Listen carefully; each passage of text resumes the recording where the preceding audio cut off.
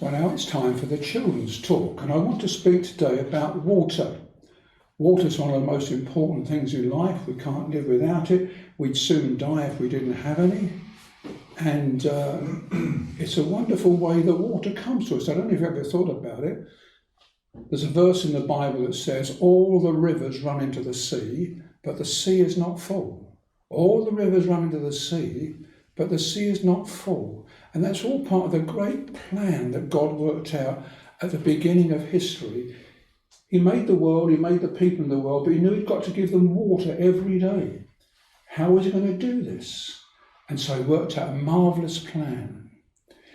There was the sea, and it was salt water, see?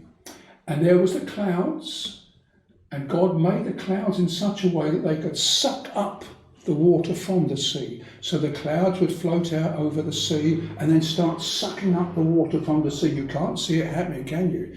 It's what's called evaporates. The water evaporated out of the sea and it was gradually going up to the sky. You couldn't see it. And then the clouds took all that water, great thousands of tons of water going into those clouds. And then when the clouds got all that water, they did two things. First of all, they floated away from the sea and to where the people lived in the cities and the towns. And at the same time, they were changing that salt water into fresh water.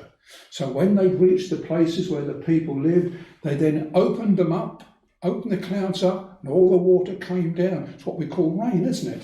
All that rain's coming down from the clouds, and now it's not salt water, it's fresh water, because that's what the clouds have done with it.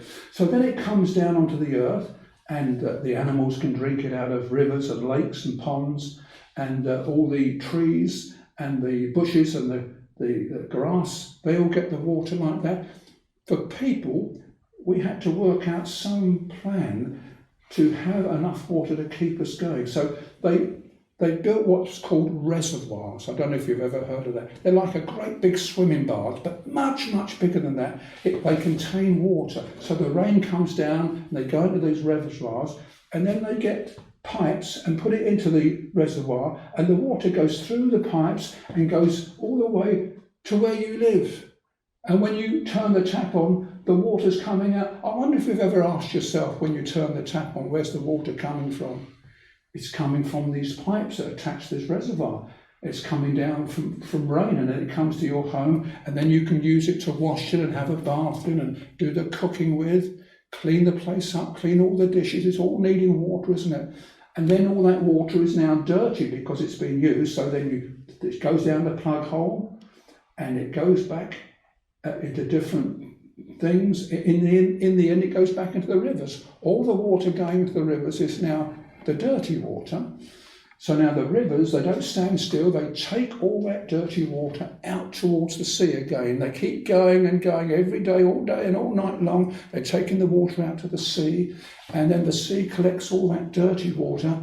Because it's now salt water, it freshens it up, and it's there ready for the clouds to come and get it again. So now the clouds float back out to the sea and they suck up the water again. Then they go back in and let it down as rain, and then it goes round and round in a circle. And that's been going on ever since the world was made. And that's a brilliant plan. God's so clever that he was able to do all that to keep people alive. And yet people say, oh, I don't believe in God. Well, who planned this wonderful system where we're able to keep alive by getting this fresh water? It's amazing. Of course there's a God, there must be. And we ought to be thankful to God for what he's done, thankful for our water, and realise how wonderful God is.